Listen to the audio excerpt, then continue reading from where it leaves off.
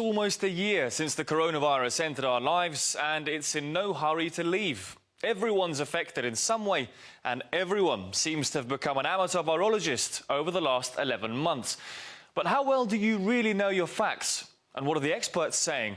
Let's test your knowledge. If there's one symbol of 2020, it's the mask. From Moscow to Madagascar, governments are mandating wearing masks in one way or the other.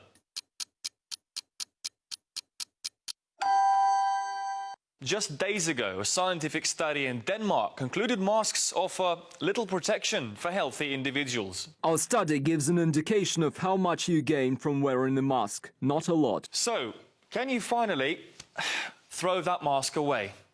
Not so fast. Here's a Japanese study that states the opposite.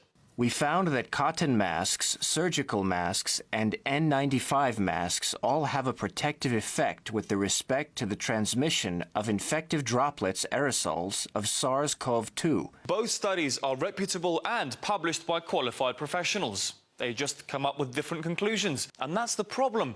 When it comes to any research on COVID, you can find a study that will prove or disprove almost anything. How long is a piece of string? Here's what the US Center for Disease Control has to say. Coronaviruses on surfaces and objects naturally die within hours to days.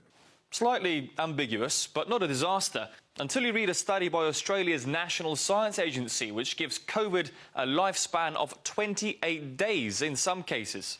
So I guess there's no right answer.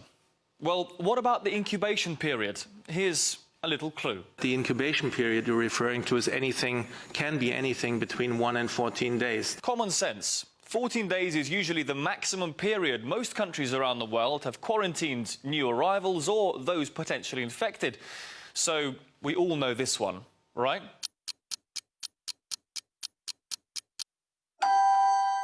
Seems I got that one wrong as well. Researchers at Trinity College at Dublin say the danger period could last up to 34 days.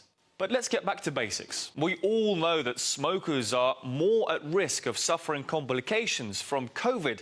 Here's a study. Our study provides evidence supporting the utilization of smoking cessation programs, especially in younger populations, as part of a strategy to minimize the adverse consequences of the COVID-19 pandemic. Common knowledge. After all, we all know that smoking's bad for you, so is it time you put that cigarette out?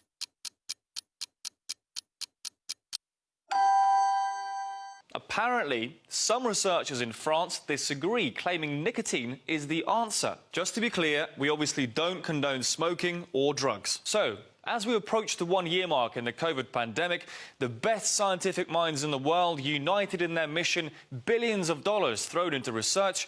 Are we any closer to seeing the back of this disease? It seems, despite all our best efforts, that family getaway will have to wait a little longer.